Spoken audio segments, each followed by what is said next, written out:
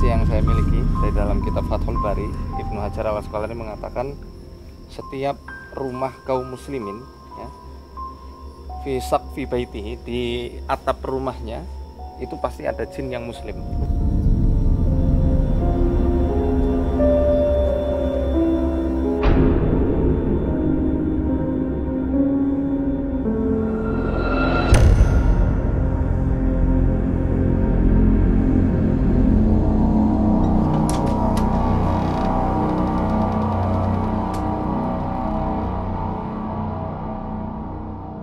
Kita punya keberanian tidak menyerah sama mereka, insya Allah derajat kita kan khalifah di muka bumi, mereka nggak akan ganggu apa-apa.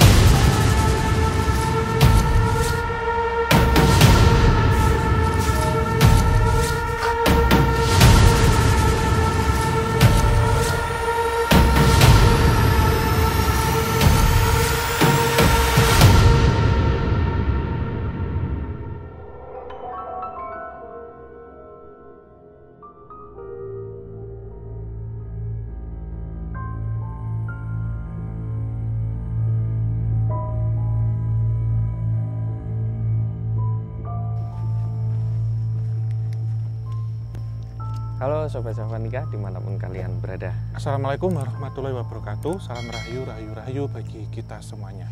Ya, kita kembali lagi di Gerbang Antar Dimensi Kisah Tanah Jawa. Dan lagi-lagi malam hari ini ada yang spesial, karena saya dan Ho kedatangan saudara kita salah satu tamu yang sangat spesial, Ustadz Faizal. Assalamualaikum warahmatullahi wabarakatuh. Waalaikumsalam. Matur nuwun, terima kasih Ustadz sudah hadir di konten kita yang bahasanya ya kayak gini Ustadz, mistis, ya ada sejarahnya dikit, tapi nanti akan balik ke mistis lagi. Nah mungkin nanti kita akan sedikit ngobrol juga tentang pandangan dari pandangan dari Ustadz juga tentang hal-hal yang ini mungkin dianggap ini spiritual, mistis dan sebagainya, tapi seiring berjalannya waktu ini sulit dipisahkan dari kehidupan masyarakat kita hari ini, seperti itu. Nah teman-teman semua, di belakang kita ada sebuah rumah yang nanti akan menjadi satu tema GAD pada malam hari ini. Orang-orang sekitar menyebut ini sebagai rumah boneka, seperti itu. Nah kenapa kok jadi hening? Jadi rumah boneka ini dipercaya masyarakat sekitar, katanya mengandung aura mistis atau horor seperti itu, dan ada satu ruangan yang katanya di situ ditaruh satu boneka, dan boneka ini yang menyebabkan yang dianggap menyebabkan kondisi rumah ini jadi jadi serem seperti itu, sehingga anggapan-anggapan tentang boneka yang mengandung kekuatan magis itu beredar sampai dengan hari ini di kalangan masyarakat. Katanya nih ada mitos ketika boneka ini dipindah, maka orang yang memindah akan mengalami hal-hal yang dikaitkan dengan hal gaib seperti itu, atau ada beberapa ruangan yang ketika jendelanya itu dipaksakan untuk ditutup itu tidak bisa seperti itu. Jadi dipaksa ditutup, nanti akan buka sendiri, tutup lagi buka sendiri, seperti itu. Nah sebelum kita mengeksplor lebih lebih dalam, saya pengen mendengar pendapat dari Om Ho dan dari Ustadz juga tentang rumah kosong seperti yang ada di belakang kita ini. Konon nih rumah-rumah yang tidak ditinggali dalam kurun waktu tertentu dipercaya nanti akan auranya beda seperti itu, atau dihinggapi entitas-entitas astral atau mungkin jin atau mungkin energi negatif yang itu bisa mengganggu orang-orang yang ada di sekitarnya. Siapa dulu kan? Iya. Tentunya kalau dalam hal-hal metafisika ya ataupun supranatural, suatu tempat yang lama tidak ditempati itu, terutama lembab dingin atau satu bangunan, entah di situ ada satu kisah yang mewarnai ataupun tidak, pasti akan disinggahi oleh entitas astral, karena mereka pun juga butuh tempat, butuh ruang untuk mereka menghuni di situ, gitu. Sehingga tempat-tempat itu kemudian gampang rusak gitu, gampang-gampang ini ya jebol, kemudian lembab, karena energi mereka sendiri membawa satu energi yang bersifat dingin ataupun lembab gitu. Bahkan waktu saya dulu kuliah S1 ya, ada pernah dosen saya menceritakan tentang kenapa sih rumah itu atau bangunan yang ditinggalkan kemudian pasti rontok gitu. Karena energi dinginnya yang dibawa itu. Ditambah lagi hujan dan sistem dari negara kita sendiri yang tropis itu mempercepat kerusakan. Dan entitas ini tentunya ada yang menyampaikan, mungkin nanti dikonfirmasi oleh Mas Faisal juga, 40 hari tidak ditempati itu, bahkan setiap tempat ruang itu ada entitas ini gitu, yang menempatinya. Jadi saat kita masuk yang energi yang kita rasakan biasanya akan dingin, lembab, kemudian tidak enak, kita ingin cepat keluar atau apa, sehingga perlu dibuka ventilasinya dulu biar cahaya itu masuk gitu. Dan tentunya ini juga berlaku tidak hanya untuk bangunan tapi juga pohon, entah itu batu, itu pasti menjadi tempat yang paling nyaman buat mereka berdiam di situ. Oke. Kalau Ustadz Faizar gimana menurut ilmu yang jenengan pelajari? Mohon izin. Kalau apa namanya, berdasarkan referensi yang saya miliki dari dalam kitab Fathul Bari, Ibnu Hajar Al-Asqalani mengatakan setiap rumah kaum muslimin ya, fi saqfi baitihi, di atap rumahnya itu pasti ada jin yang muslim. Karena ada sebuah hadis yang meriwayatkan bahwa ketika jin muslim dan jin yang non muslim ini saling bertengkar, mereka minta ditempatkan sama Rasulullah. Ya, yang muslim itu ditempatkan pada rumah-rumah kaum muslimin di atas atapnya dan juga di gunung. Jadi gunung itu kebanyakan justru malah jin-jin yang soleh, yang beriman sama Allah. Kemudian yang kafir ini ditempatkannya di jurang-jurang atau di lembah-lembah serta di lautan. Nah, idza wudi'a ghida'u, kalau misal penghuni rumah itu menghidangkan sajiannya, mereka turun ikut makan bersamanya. Demikian juga makan malam juga demikian, ikut makan, cuma nggak makan nasinya langsung, mungkin sari-sarinya atau uapnya itu ya yang mereka makan itu. Ya, fayadfa'ullahu anhum bihim. Jadi Allah Ta'ala itu melindungi orang-orang muslim itu dari penampakan mereka dan gangguan-gangguan dan benturan-benturan energi mereka. Itu ditempati pun ada, ya, apalagi nggak ditempati. Demikian juga ada yang mengatakan tidaklah satu kasur itu digelar yang tidak ditiduri oleh siapapun di atasnya, kecuali setan itu akan meniduri kasur tersebut. Sampai kasur ya? Kasur. Makanya kita disunahkan ketika mau tidur ditebasi dulu kasurnya pakai sarung atau pakai sapu lidi ya, supaya mereka ikutan lepas gitu. Nah, memang tadi yang disampaikan Mas Hau bahwa jin itu suka dengan kelembaban memang betul ya. Karena dalam banyak riwayat-riwayat dalam hadis yang menjelaskan setan itu suka tinggal di bagian yang lembab. Salah satu contoh di mana? Di rongga hidung manusia. Jadi rongga hidung kita tuh angkernya luar biasa. Setiap malam itu ada setan di situ. Makanya kita disuruh istintar, ngirup air, kemudian di sisi apa bahasa Indonesianya itu ya? Ini di gitu loh. Biar keluar. Ya, biar keluar dan mereka tidak ganggu lagi. Apalagi kalau ini sudah apa namanya, udah nggak ditempati, lembab, nggak terawat, kotor, ya mereka suka. Di kepercayaan Jawa ada kajiman ya namanya. Kajiman itu apa namanya, hantu-hantu atau jin yang dipercaya oleh orang Jawa zaman dulu yang menempati rumah-rumah kosong. Oke. Ini ya sama-sama identik suka tempat lembab ya, sampai di hidung manusia itu. Hidung, ya. Ini hadisnya Sahih Tirmidzi ya. Ini mohon maaf nih, kalau tempat lembab misalnya di mulut pun ya, di mulut atau di bawah di selangkangan misalnya seperti itu, nggak pernah ganti celana seperti itu. Enggak, aku penasaran bener. Betul. Mereka pun bisa tinggal di dua kubul, dua lubang depan dan belakang. Makanya ketika sholat ya, kalau Allahu Akbar gitu, tiba-tiba ada yang kayak keluar atau seperti ada angin yang keluar, kata Rasulullah, jangan berpaling dari sholatnya sampai menemukan baunya atau suara kentutnya. Kalau udah brot mahal batal berarti. Tapi kalau belum itu was-was setan. Mereka suka main-main di situ. Oh iya. gitu ya. Demikian kalau kita nguap ya, nguap juga harus ditutup. Ya, karena setan masuk gitu. Oke, ya nanti ganti ya. Ganti suara. Oke, kita kembali ke Om. Gini Om, kalau kita lihat apa ya, geografis rumah ini seperti itu, ini kan berada pertama di dataran tinggi, jauh dari orang-orang, jauh dari keramaian, ada kebun-kebun, ada hutan dan sebagainya. Berpengaruh nggak sih Om dengan kondisi rumah yang ini, yang ada di belakang kita? Apakah itu yang ada di sekitar menarget rumah itu, wah itu rumah itu kosong, saya saja yang nempatin, atau itu random seperti itu? Iya, kalau kita melihat suatu lokasi ya atau tempat, itu pasti ada yang asli gitu, akamsinya gitu, sama yang jadi tempat jauh. Oke. Pasti ada gitu. Ya, akamsinya ini seniornya, pasti yang mengelola lingkungan sekitar.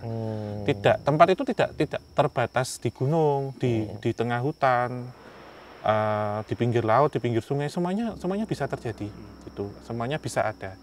Baru ketika tempat ini dikunjungi, orang yang datang ke sini pasti membawa dari jalan. Itu menjadi sekundernya yang menguasai dari lokasi itu. Tapi ini memang kalau zaman dulu di setiap rumah kan di wuwung atau di pertemuan itu ya, Mas Faizar atau Mas Di, biasanya di sini ada bendera, ada kain putih. Yang kalau orang sebut dulu itu jin rumah gitu. Yang memang pasti ada di situ. Makanya kalau kita tidur di bawah itu kadang tindihan. Atau kalau malam melihat sesuatu di situ, itu pasti setiap rumah pasti ada ini yang menguasai lokasi itu. Karena tempat itu kemudian kosong, tidak ada hawa manusia ya, karena hawa manusia ini kan hangat. Mereka akan lebih gampang menarik magnet gitu. Jadi berjubel yang ada di dalam, karena semakin banyaknya pembangunan, terus kemudian perambahan hutan, penataan lokasi atau apa, itu pun membuat mereka yang berdomisili di situ ataupun mereka yang memiliki habitat di situ itu tergusur, hingga mencari tempat-tempat kosong untuk hunian mereka itu. Oke. Nah ini mungkin teman-teman udah penasaran nanti di dalam gimana, bener nggak ada bonekanya, bener nggak ada bonekanya atau nggak ada bonekanya di katanya di lantai 2 seperti itu. Cuman sebelum masuk nanti kita akan berdoa bersama-sama yang mungkin nanti akan dipimpin sama Ustadz Faizar, atau mungkin nanti dijelaskan dulu ini doa untuk apa, sebagai apa. Oke. Monggo. Ya, jadi Rasulullah SAW pernah bersabda ya, kalau kita datang ke suatu daerah, kita disunahkan untuk baca a'udzu bikalimatillahi tammati min syarri ma khalaq, karena itu yang akan melindungi kita dari segala sesuatu, gangguan apapun sampai kita pergi dari tempat itu. Jadi baca 3 kali. Kita baca bareng-bareng aja ya. Oh, iya. A'udzu bikalimatillahi tammati min syarri ma khalaq. A'udzu bikalimatillahi tammati min syarri ma khalaq. A'udzu bikalimatillahi tammati min syarri ma khalaq.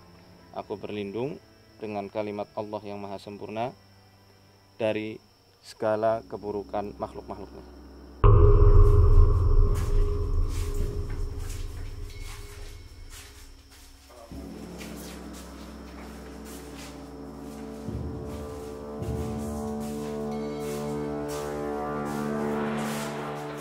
Oke Om, menyambung tadi yang Om ceritakan, itu kan seperti memori manusia yang terakses, ya, memori manusia yang dulu pernah terjadi di sini. Nah ini sebenarnya timeline kejadiannya itu yang pernah ada di sini itu dari kapan Om? Apakah dari sebelum tempat ini ada, atau setelah rumah ini ada, atau setelah rumah ini kosong, atau gimana? Kesemuanya ada. Bahkan gitu? jauh sebelum rumah ini dibangun, itu memang sudah ada satu koloni entitas yang sudah menempati lokasi di sekitar sini. Ditambah ketika ini jadi, dan ketika ini ditempati bahkan setelah kosong. Setelah kosong ini tentunya banyak yang masuk di situ. Ditambah jawaban yang kita cari di atas itu mesti. Itu yang membuat tempat ini itu semakin penuh dengan residual energi dari satu peristiwa yang pernah mewarnai tempat ini. Tapi kebanyakan yang ada di sini adalah untuk rumah singgah ataupun menjadi seperti villa ya, gitu. Jadi ada beberapa teror yang selalu terdengar seperti suara kaki di atas berjalan, di tangga paling sering, dan kamar mandi itu rujukan pertama karena tempat itu kan lembab. bahkan dulu. Dan ada satu perjanjian ketika tempat ini ditempati orang, ya itu jadi orang itu akan menempati itu gitu. Tapi setelah ini kosong, jadi tempat untuk mereka. Sip-sipan gitu ya. Iya, itu sih pasti. Kalau kejadiannya kejadian ganjil yang mungkin rekamannya berhasil Om akses ini, apa Om yang kira-kira paling apa ya, paling aneh, paling nggak masuk akal kok ada kejadian seperti itu gitu? Kamar mandi paling yang di sebelah sini. Jadi kamar mandi terkadang seperti orang mandi. Gitu. Ada pakai gayung gitu, tapi setelah didatangi kering. Yang pertama itu, yang kedua selalu keluar bau masakan dari sini. Gitu. Ini kan ada apa? Minibar ya. Terkadang ada suara orang bersulang, ting ting ting gitu, atau orang selesai makan itu. Tapi setelah didatangi nggak ada. Nah, jadi begini. Sesuatu yang sifatnya gaib, makhluk halus itu, makhluk halus ini kan nggak hanya jin, tapi Allah juga ciptakan malaikat. Jadi terkadang ada yang menggejala, ada yang tidak menggejala. Ya, yang menggejala itu ya seringnya membuat bulu kuduk berdiri, merinding. Itu karena kita sama mereka berbeda, apa ya istilahnya, frekuensi ya. Frekuensi ya. Ya, beda frekuensi itu mungkin. Jadi kita menolak sebenarnya tubuh kita ini secara imunitas gaibnya yang kita bahas tadi itu nolak kehadiran mereka. Belum lagi Allah sudah jaga kita dengan hafazah, malaikat hafazah yang ada di depan belakang kita, kanan kiri.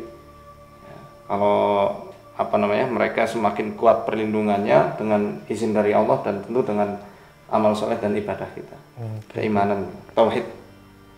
Kalau misalnya suara atau bisa nggak sih, mungkin nggak sih dijelaskan mereka itu bisa menunjukkan eksistensinya walaupun nggak dengan penampakan atau dengan merasuki, dengan suara atau apa? Dengan suara ya. Iya. Suara mereka juga bisa ngambil sesuatu. Gitu. Kalau suara ini banyak dari di kitab-kitab tarikh maupun riwayat-riwayat sebelumnya yang mereka itu diganggu dengan suara-suara tertentu. Termasuk para tukang ramal itu kan juga dibisiki suara seperti petokan ayam.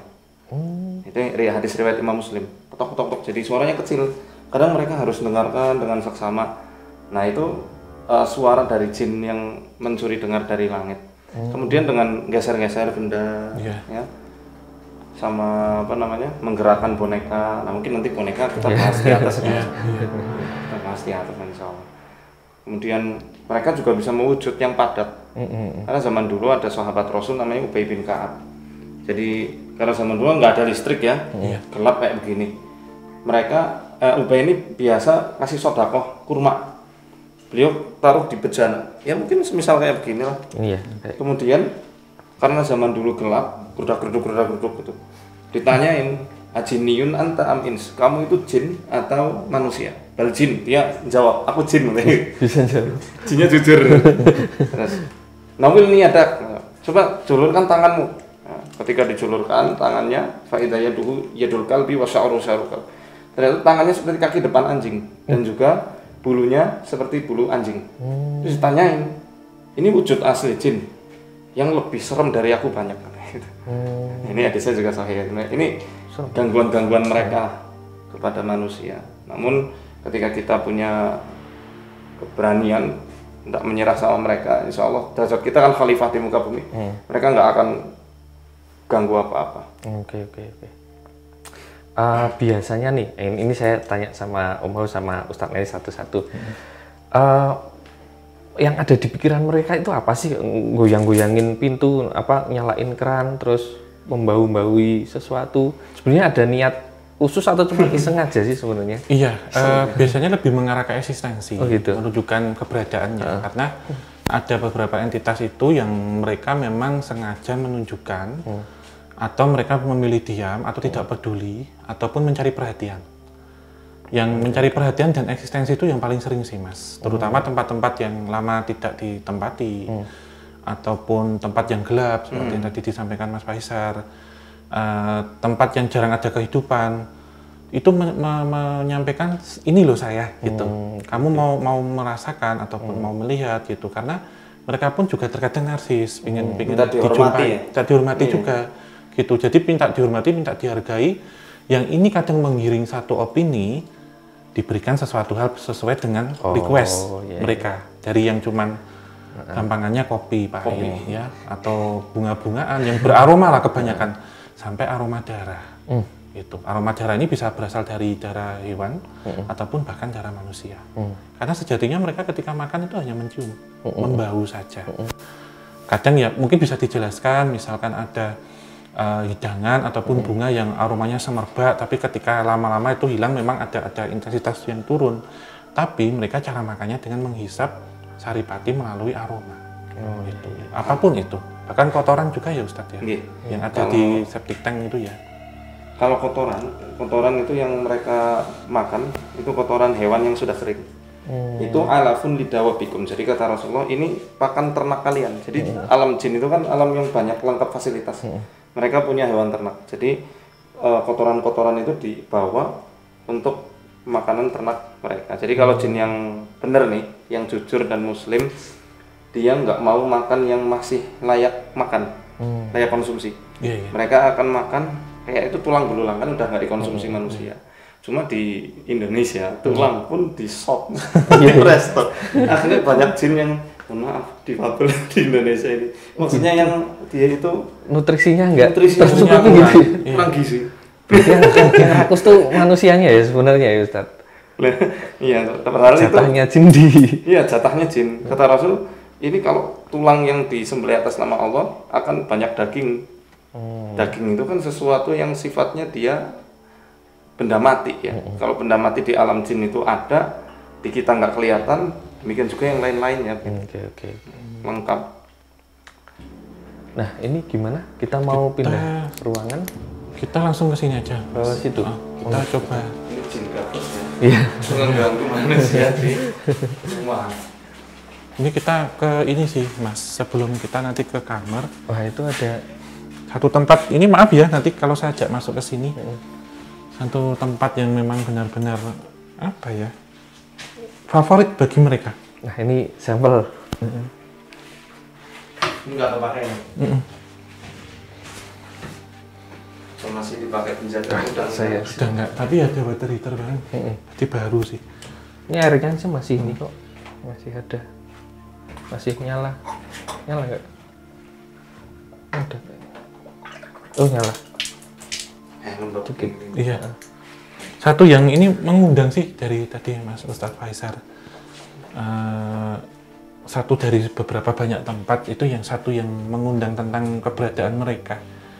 Dan di sini ya. Di sini ya. Dan ini memang kalau saya rasakan yang ada di sini itu terbagi menjadi beberapa lapis ataupun kasta.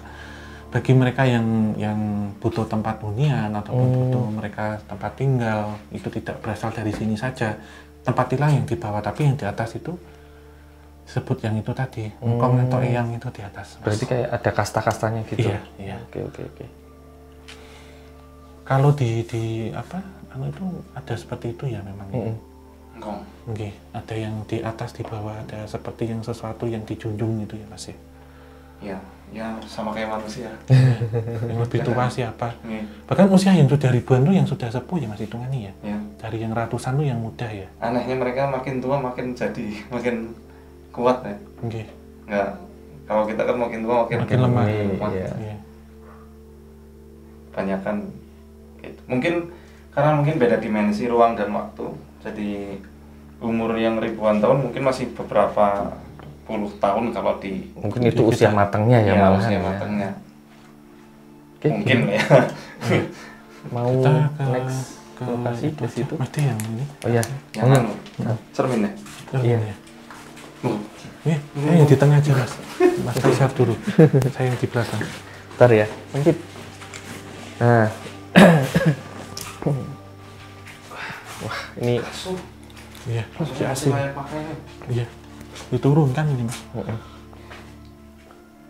Mungkin teman-teman bisa dari sebelah situ karena ada cermin nanti yang mau kita ceritakan. Sewu. Oke. Kalau di ruangan ini kan jelas ini tadinya kamar gitu ya. Kemudian aku penasaran Om, ketika fungsi awalnya kan ini kamar, kemudian udah nggak ditinggali. Apakah bagi mereka ketika mereka masuk sini ini juga berupa kamar juga, bagi mereka ada kasurnya, ada ini dan sebagainya, atau suka-suka mereka ini mau tak jadiin apa kayak gitu? Iya, tentunya fungsinya sama Mas. Sama. Tetap jadi tempat tinggal untuk istirahat ya. Mungkin kalau kita untuk tidur, ini pun sama, banyak yang tidur di sini. Tetapi karena mereka itu menurut saya tidak terikat oleh ruang dan waktu dan ukuran, satu kasur ataupun satu tempat ini bisa ditempati ribuan entitas. Gimana ini? Mengecilkan diri, karena mereka bisa merubah sesuka hati. Jadi bisa kecil, bahkan lebih kecil lagi dari pasir ya, dan mereka bisa merubah diri segede gunung katanya. Itu sepohon gitu, sepohon. Dia lihat pohon yang di depan, dia bilang kepada saya bisa lebih tinggi itu. Tapi saya juga bisa sekecil butiran debu ketika saya kemudian tidur di sini begitu. Jadi nggak hanya satu sosok yang tidur, enggak Mas, banyak Mas. Kayak lapangan itu tidurnya macam-macam gitu. Iya. Oke. Bisa ini ya, hemat tempat. Iya. Kalau ini imajinatif nggak sih Ustadz? Misalnya katanya ada jin yang bisa dikecilin kemudian dimasukin ke botol. Nah, itu sebenarnya gimana? Ada penjelasannya nggak, atau ya itu hanya saya pribadi itu cerita. nggak sependapat ya. Ngapain juga digurung-gurung kayak Aladin. Iya, nanti digosok-gosok gitu. Tapi kalau jin itu bisa mengecil ya betul. Oh iya. Jadi kalau misal ini saya referensi berdasarkan sunnah ya, berdasarkan hadis. Pernah suatu ketika Rasulullah bonceng seorang sahabat, digelincirkan itu hewan tunggangannya, jatuh lah. Kemudian sahabat itu mengatakan, ta'isa syaiton, celaka kamu setan, nyah kamu setan. Kata Rasul, jangan bilang kayak gitu, karena kalau kamu bilang kayak gitu, dia akan membesar sampai sebesar rumah.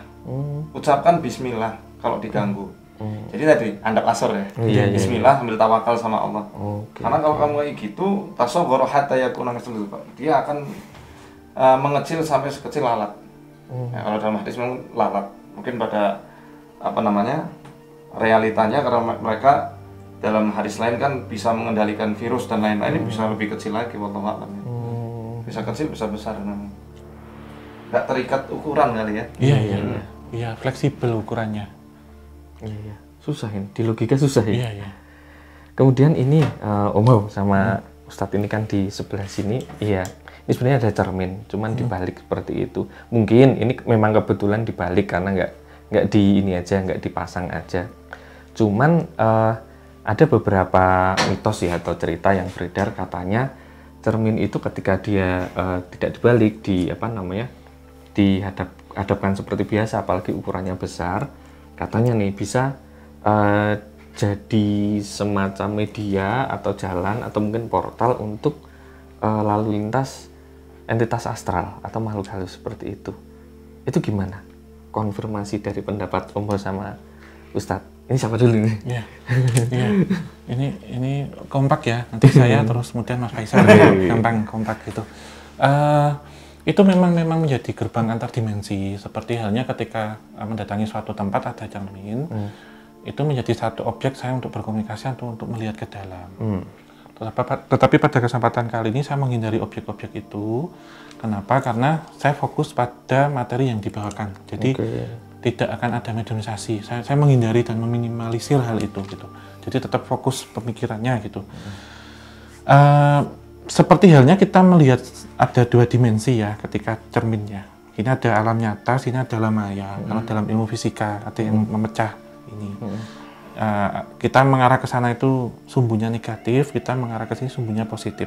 Dalam diagram ya, Kartesius gitu kalau matematik. Entitas ini suka sekali masuk ke situ ataupun bersembunyi. Ataupun menggunakan ini sebagai media mereka untuk mengawasi ataupun untuk menetap. Ini yang pertama. Yang kedua, benda-benda optik apapun itu memang seperti halnya pintu yang menghubungkan antara dimensi astral atau dimensi maya dengan dimensi nyata. Itu. Jadi seperti halnya kita membuka jendela gitu. Jadi bisa untuk gerbang komunikasi, membuka gerbang komunikasi. Yang ketiga, seperti halnya alat optik lainnya seperti kamera, mata, Itu kan maksudnya alat optik juga. Cermin pun juga sama. Mereka kan bisa merekam segala adegan, segala situasi, segala peristiwa kejadian di mana itu dipasang. Seperti halnya kita meletakkan kamera di sini, kita lalu lalang, aktivitas hariannya kita apa, cermin pun bisa merekam. Sehingga cermin itu menjadi seperti magnet ataupun tempat menyimpan residual energi ataupun residual memori yang pernah ada di suatu tempat itu, yang ini bisa ditarik lagi dengan frekuensi kita yang pas mengambil energi dari cermin itu. Jadi katakanlah ketika itu dibalik ya off, nggak aktif. Tapi ketika itu dibalik searah dengan bayangan yang ditangkap, itu akan on dan menyimpan segala energi yang pernah ada di ruangan tersebut. Oke. Kalau ini ukuran itu pengaruh nggak sih, Om? Besar kecilnya? Ukuran pengaruh, Mas. Semakin besar semakin banyak objek yang ditangkap. Semakin luas. Ibarat kata kayak layar ya, layar HP yang kecil sampai yang gede ataupun TV yang size-nya bisa inch-nya 85-90 lebih besar lagi. Atau kapasitas kamera misalkan di situ yang lebih canggih ataupun yang zoom-nya bisa berapa kali lipat, nah modelnya seperti itu. Jangkauannya lebih luas yang ditangkap. Oke. Kalau Dan satu lagi, yang keempat, cermin juga bisa memantulkan energi dan menyerap energi, sehingga ini menjadi pantangan kalau tidur jangan menghadap ke cermin. Karena kalau di Chinese kan feng shui-nya nggak bagus. Jadi ketika kita bangun yang seharusnya bugar, ini capek banget karena energinya terserap masuk dan memantulkan. Jadi feng shui-nya nggak kurang. Gitu. Kalau itu agak logis, kan fisika kan dia ada cahaya, dia bisa dimantulkan. Cahaya kan energi juga. Gitu. Waktu kita tidur mengeluarkan energi ataupun entitas yang menjaga kita ataupun yang pelindung kita akan bisa terserap ataupun mantul balik. Harusnya kita melepaskan energi negatif, ini dikembalikan lagi. Begitu.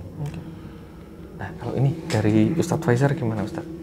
Ya, kalau dalam referensi Islam memang tidak ada yang mengatakan tentang hal itu ya. Tapi Rasulullah mengajarkan doa ketika kita bercermin, Allahumma kama hasanta khalqi fahasin khuluqi. Ya Allah, sebagaimana Engkau telah memperbagus ciptaan pada diriku, perbaiki juga akhlakku. Jadi dengan bercermin, ketika seseorang memiliki ketakjuban terhadap dirinya, wah aku imut banget itu bisa kena nafas namanya, Mas. Apa? Nafas. Mirip ain. Mirip ain, tapi namanya nafas. Kalau nafas itu dia nyerang diri sendiri, mantul ke diri sendiri. Ya, kayak misal dia habis fitness tuh, dia ngaca kan, badan gegar, habis itu langsung bisa kurus kering. Itu nafas. Masih satu cabang dengan ain. Ya, ada ain, nasroh, hasad. Ya, itu masih satu jenis lah, jenis penyakit metafisik. Gitu ya, Mas. Bisa sakit, bisa masuk ke emosi. Zaman sekarang bukan hanya cermin, ini kamera. Iya. Iya. Maksudnya padahal filteran, tapi oke, imut banget. Masuknya kan juga alat optik, Mas. Itu kan kamera toh bisa memantulkan segala sesuatu itu. Jadi itu ketakjuban pada diri sendiri. Jadi harus ada doa atau ungkapan masya Allah, wa ta'ala billah dalam Islam gitu. Maka kalau jalan-jalan yang astral atau apa, nggak ada, saya nggak nemukan itu. Oke. Jadi kalau mau selfie doa dulu. Iya. Biar. Ya benar, termasuk. Bismillah. Masya Allah. Ya, salah satu alat optik yang sering kita bawa sekarang kan HP. Dimanapun itu, termasuk sebelum makan, kita kadang ngefoto dulu ya, nggak mendoakan. Sekarang malah ini bisa jadi manfaat dan banyak madorot juga ya. Iya. Bisa itu hasad ya, dengki. Sihir juga kan bisa pakai media itu ya. ya. Kadang telepon ngangkat kan bisa ke hipnotis, Mas, kayak gendam juga, Mas. WhatsApp pun ya. WhatsApp pun sama ya. Iya. Kadang ngirimi sesuatu gitu. Karena online langsung terhubung menggunakan media yang lewat udara tadi, Mas. Yang kita bahas tadi kalau kita lihat tentang ponsel untuk bersaling berkomunikasi, frekuensinya kan harus lewat udara. Ya sebenarnya kalau kita logika kan seperti santet itu ya kayak kita berkirim pesan, Mas, lewat WhatsApp contohnya, telepon, karena media udara yang dipakai. Sekarang ada yang dari kata-kata kotor gitu ya. Iya. Karena kan inna minal bayan ila sihir, ada sebagian dari kata-kata yang indah itu adalah sihir. Demikian juga sebaliknya, kata-kata buruk menyihir supaya orang itu jadi sakit, kan imunitasnya lemah. Iya. Kepikiran terus sih, wah tiap ancaman hari atau apa. Iya, dikata-katain. Kena mental ya. Namanya. Oke, ini gimana? Kita Lanjut ke atas, Iya. Ustaz? Monggo. Nggih, monggo. Pasti yang ngelit. Oh, saya? Mas, Aduh. Faisal di tengah. Oke. Wah. Ya, dia berposisinya. Kameramen mau gini. duluan mungkin?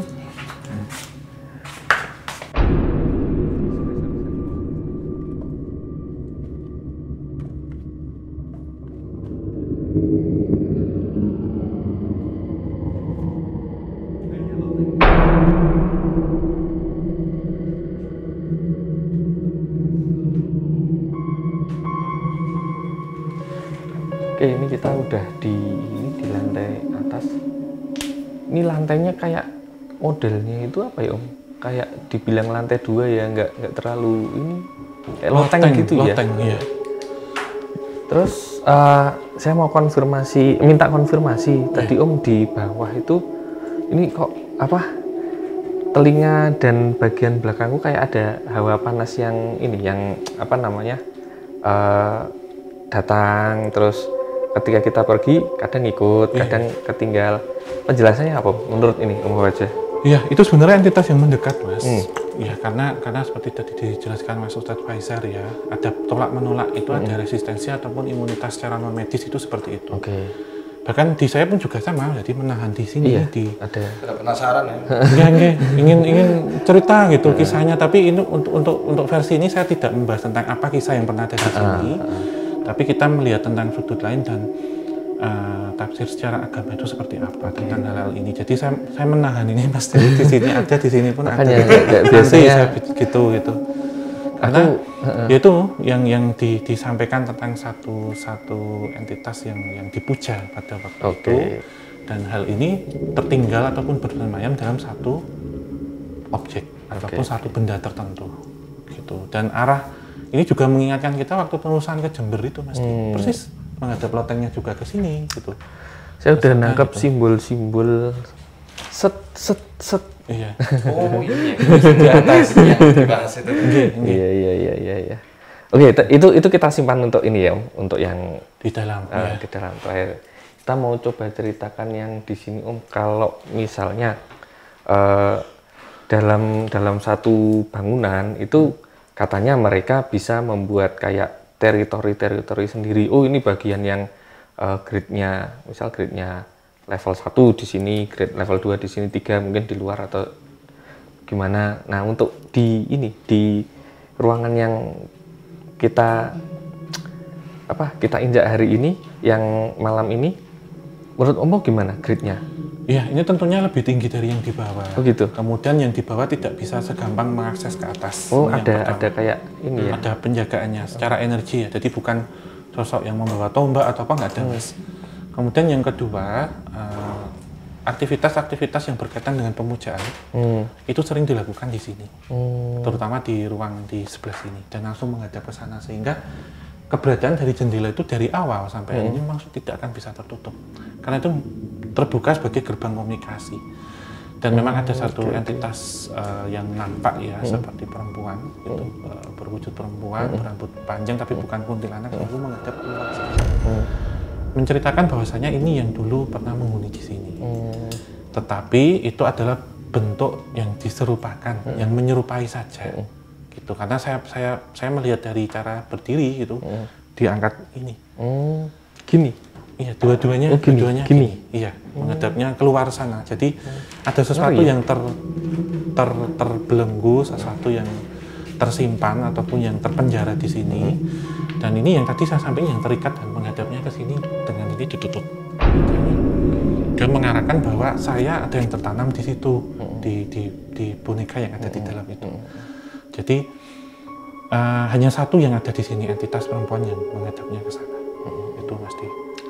Untuk jendela ini Om, kita kembali ke mitos masyarakat sekitar karena dari ini tutur orang-orang yang ada di sini mengatakan jendela ini dalam tanda kutip tidak boleh ditutup atau mungkin tidak bisa ditutup. Kalau misalnya ditutup nanti akan kebuka sendiri. Gitu terus seperti itu.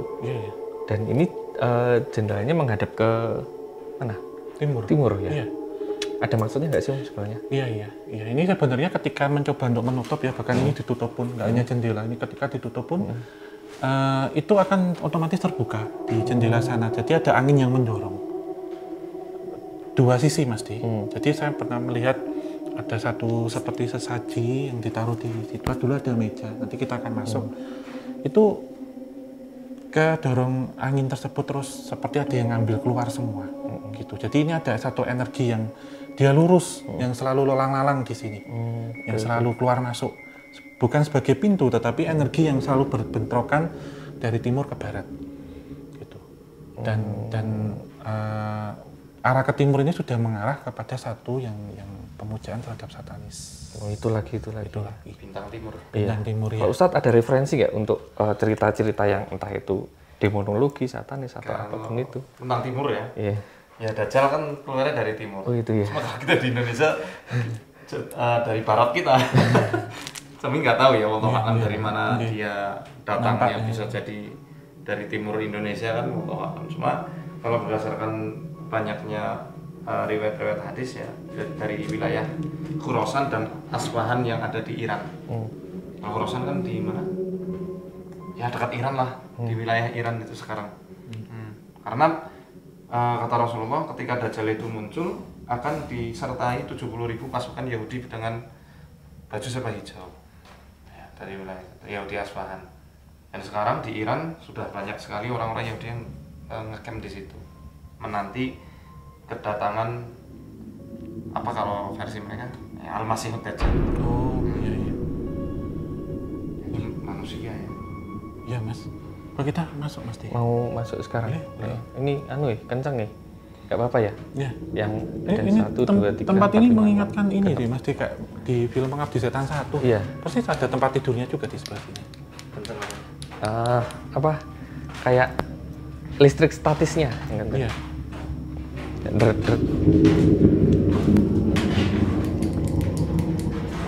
Sini dimaksud bonekanya. Nah.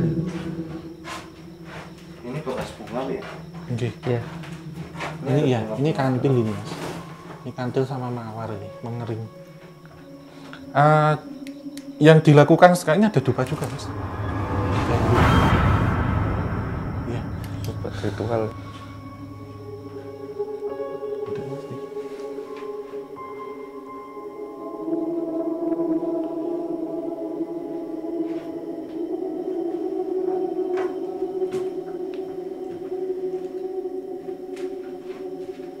Nulis ya.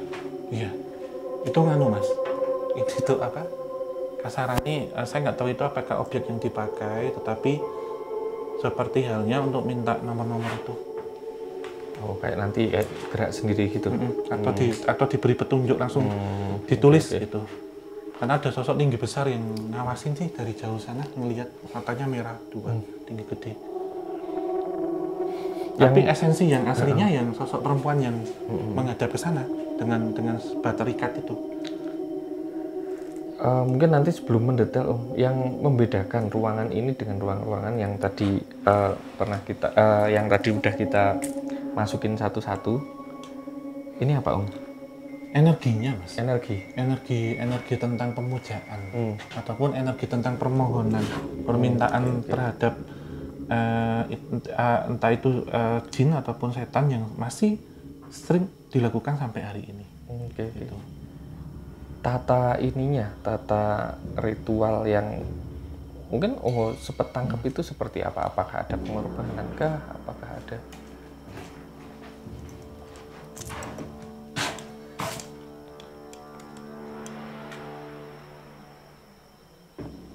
Kok dari tadi ada suara-suara ini ya? Iya.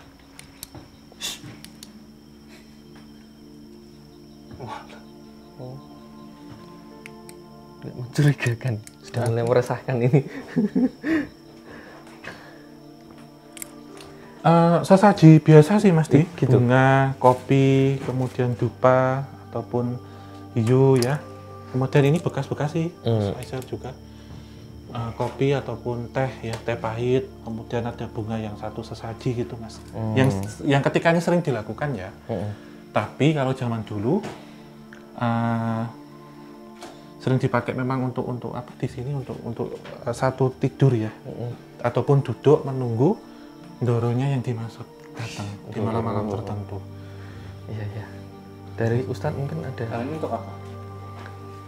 Oh ya, kayaknya untuk nutupin lampu ini Lampu, deh. Mas. biar nggak Cuma untuk itu aja. kemungkinan. Tapi ini memang nggak bisa ditutup, Mas. Akan terus seperti ini. Bahkan dulu ketika masih ada tirainya pun, tirai itu akan terbuka sendiri. Akan langsung ini jalan sendiri. Yang itu nggak bisa. Bisa, Mas. Bismillahirrahmanirrahim.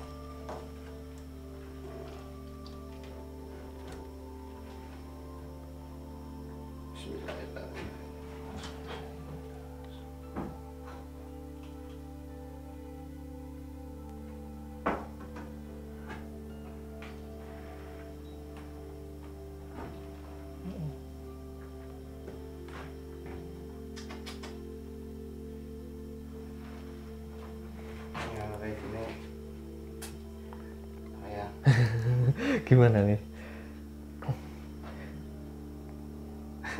Ada komen nggak dari Ustadz dengan apa ya ruangan ini atau cerita yang tadi Om mau? Kalau ya karena kuatnya itu ya tadi apa namanya ketakutan kolektif masyarakat hanya menjadikan mereka itu besar kepala. Ya, ini dikasih kayak begini-gini kemudian nggak pernah dipindah juga ya. Iya. Memang makhluk apa namanya makhluk jadinya boneka-boneka atau sesuatu yang menyerupai patung itu rawan sekali mereka itu nempel di situ untuk kemudian nanti bicara nulis sesuatu, makanya Sampai bisa bicara? ada maksudnya berbicara di balik patung sehingga Oh, iya, manusia iya. ngiranya itu patung yang Oke, akan oke, berbicara seperti itu. Subhanallah. Oke. Kalau misal pengen bela diri ya, kalau memang dia pede ngapain pakai app gitu, Iya, iya.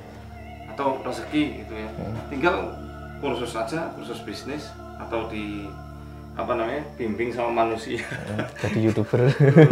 Iya, jadi YouTuber ya. Ya.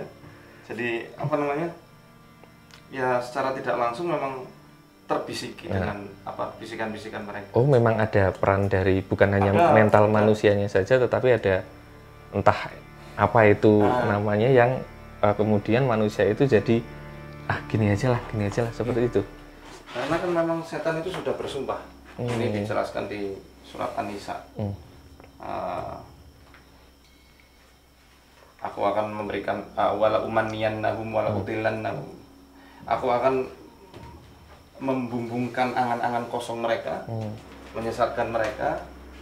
Wala amurannahum falyubattikunna adanal anam. Aku akan nyuruh mereka, benar-benar nyuruh mereka memotong daun telinga binatang ternak. Itu binatang ternak yang di wajahnya itu dirubah. Di tingkat yang paling atas di zaman sekarang orang-orang merubah wajahnya jadi hewan. Kan ada yang dirubah operasi plastik jadi harimau, jadi ular karena ngefans sama harimau jadi harimau, bukan sama ular jadi ular. Bahkan yang paling baru kalau salah jadi anjing, dari guguk. Nah, kalau menurut Ustadz nih, mungkin semua manusia kalau itu ya bukan dari mentalnya sendiri atau bisikan, bisa dihampiri bisikan itu. Ada nggak sih cara-cara mengcounter atau kriteria orang-orang yang bisa mengcounter hal-hal seperti itu sehingga dia tetap rasional, tetap punya akal sehat, kemudian tetap bersyukur, ingat dengan Sang Pencipta. Ya, Gimana? ya itu tadi. Kuncinya ada di syukur. Oh gitu. Rasa syukur. Qanaah. Apa kalau dalam istilah Jawa ya Mas ya? Qanaah itu. Qanaah itu rasa puas nerimo ing pandum apa ya? Iya, nerima panggung ya. Itu jadi apa namanya? Ridho terhadap apa yang sudah Allah beri. Kemudian syukur. Karena dalam Al-Quran dikatakan wa qalilum min ibadiyas syakur. Sedikit sekali dari hambaku yang pandai mensyukuri nikmatku. Sedikit banget. Jadi ya orang-orang yang bersyukur itu akan dapat derajat yang tinggi dan ditambah kenikmatan. Kenikmatan kan nggak mesti harta. Kenikmatan kita menikmati pekerjaan kita, damai dengan istri dan keluarga kita. Iya. Kan tambahan nikmat yang lain. Oke. Nah, Ini Om Ho, sebelum kita beranjak dari ruangan ini, kan geser. Iya, Mas, sama ya, Mas. Sudah tak tutup tadi. rata-rata Om, Apa tutup aja? Ya, nggak apa-apa sih, Mas. Ya, gimana? Mau ditutup? tapi panas ya. Nggak apa-apa, Nggak bismillah. apa, Mas. Coba Mas Faisal di ini. Memang nggak boleh ditutup karena lembab kali ya. Ya, salah satunya mungkin itu ya, Mas ya. Ketika orang melakukan sesuatu, meminta sesuatu dengan cara-cara yang tadi sudah diceritakan itu, eh, template nggak sih Om, rata-rata endingnya itu nggak bahagia? Iya pasti Mas, karena ini kan kufur nikmat juga ya. Ketika orang ibarat kata ya tidak mensyukuri apa yang aku berikan, maka siksa ataupun kepedihan yang akan didapat gitu. Jadi dari hal ini sebenarnya kita ketahui, misal itu untuk pesugihan ataupun pemujaan terhadap setan dan menduakan Tuhan yang Maha Kuasa ya. Di sini pun tentu di akhir karena sudah sifatnya musyrik ya, akan memperoleh hal-hal yang tidak baik itu, entah kehilangan anggota keluarga yang tiba-tiba habis.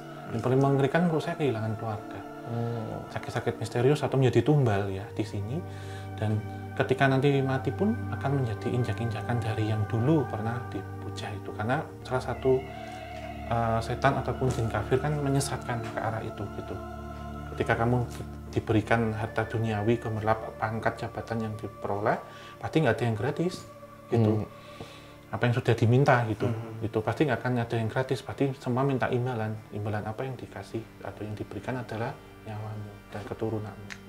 Nggak sebanding ya sebenarnya dengan apa yang dia mintakan kayak gitu. Kalau misalnya kita mau banding-bandingin ngukur kayak gitu. Iya, ya mungkin secara duniawi itu terlihat gitu Mas, secara duniawi, tapi kan sifatnya itu nggak abadi, nggak bisa untuk selamanya memakan sesuatu hal yang diberikan. Bahkan terkadang harta ya, anak turun kita yang sudah diambil gitu ketika itu. Dan ketika sudah sekali bersekutu dengan entitas ini nggak akan bisa di-cancel apapun itu. Dan rezeki manusia sudah ditakar. Karena nggak ada tempat besar, tempat yang kecil minta yang besar kan nggak mungkin. Volume yang gede nggak mungkin. Jadi ya ini yang mungkin dibilang rezeki tak akan tertukar. Dan syarat-syarat yang menurut saya pernah ini sih Mas Ustadz Faisal pernah menemukan satu syarat yang menurut saya mengerikan, simpel tapi mengerikan. Salah satu syaratnya tidak boleh terkena air wudhu. Itu sudah gitu. Ada. Itu sudah mewakili ke semua loh Mas. Iya. Berarti sudah nggak boleh sholat. Nggak bisa sholat. Itu simpel. Syaratnya apa? Nggak boleh kena air wudhu.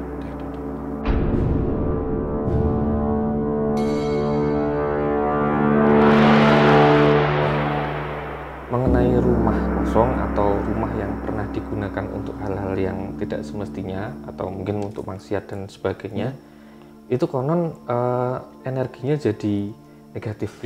Kemudian jadi ya dipercaya ya ini mendatangkan sial dan lain sebagainya. Nah ini sebenarnya apakah kemudian rumah itu jadi negatif atau bagaimana? Yang pertama, karena yang saya pikirkan sebenarnya kan yang berbuat negatif itu manusianya. Rumah kan hanya sebagai lokasinya, dia nggak salah apa-apa. Tapi apakah itu juga kena imbasnya? Kemudian yang kedua, misalnya itu ternyata kena imbasnya, jadi rumah dalam tanda kutip, ini rumah dikutuk seperti itu.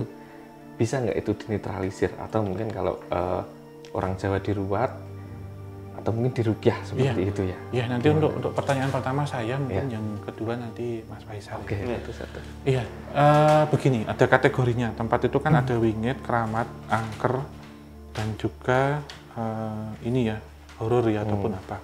Kalau kita ketahui tempat yang dikeramatkan atau di sini itu disakralkan, tentunya jika ada aksi maksiat itu nggak bisa, dalam artian ada yang terjadi misal maksiat di sini atau terjadi hubungannya itu yang terjadi bisa ganjat misalkan, walaupun sudah dijelaskan secara medis, atau ngomong ya buang air kecil sembarangan, mudah sembarangan, pasti ada peringatan-peringatan. Namun tempat yang dikategorikan tadi angker atau energi negatifnya sangat pekat malah mengundang itu.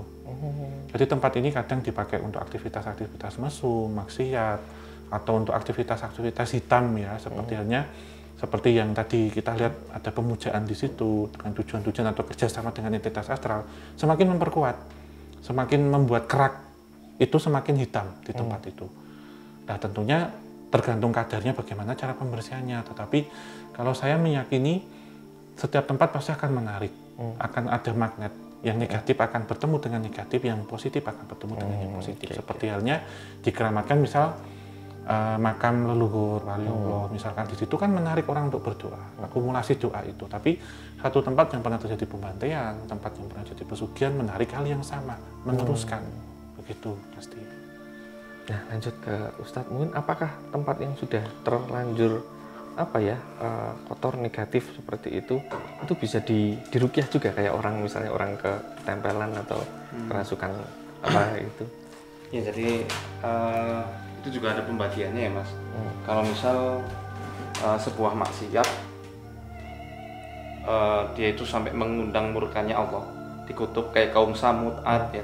Ini kawan-kawan kalau ke Yordania nanti ada ini bekas-bekas peninggalan kaum Samud ya, yang dia itu membangun istana-istananya langsung di gunung.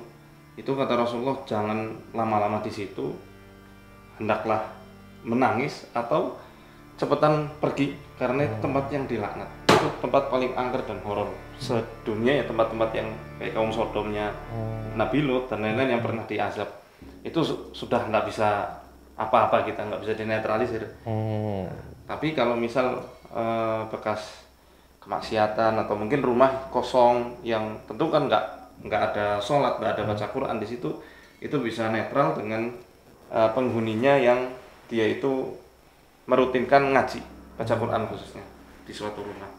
Nah, yang disyariatkan dari itu semua adalah membaca Al-Baqarah. Itu menetralkan semua energi negatif plus juga setan-setan yang ada di situ. Oke. Kalau misalnya di Jawa mungkin ada selamatan gitu ya, itu apakah boleh dikatakan samalah esensinya? Iya, selamatan seperti namanya meminta keselamatan. Gitu. Itu sama. Doa bersama ya. Doa bersama. Sebenarnya sama Mas. Konsepnya kalau doa itu universal, apapun bisa dilakukan, tapi istilah dan adat istiadat yang membedakan itu saja. Iya. Iya, tentunya ini nanti kita akan melihat dari segi yang berbeda. Nanti kita akan mendatangi satu lokasi yang masih tidak jauh dari sini, dan ini juga seperti bangunan gedung ya. Nanti juga kita akan lanjut seperti apa. Tapi nanti setelah di Kisah Tanah Jawa akan tayang di Muhammad Faisal Official. Ya, nanti akan kita bahas, kita melihat dari sudut pandang yang berbeda dan lokasi yang berbeda. Gitu. Jadi ini tidak selesai di sini, kita masih lanjut lagi ke bangunan berikutnya atau tempat berikutnya. Jadi untuk Sobat Javanika, diikuti setelah dari sini nanti ke beliau. Gitu. Bahkan kita lihat seperti apa lokasinya. Ya, terima kasih Ustadz Faisal sudah menemani kami. Makasih udah jalan-jalan. Sama Mas, ini belum selesai Mas. Ini sekarang ini ada ilmu baru ini. Iya, segitiga. Nanti coba kita cari simbol serupa di bangunan berikutnya. Siap.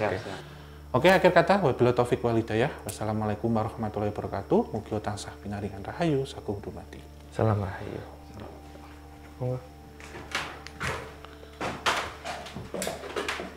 Itu nyala.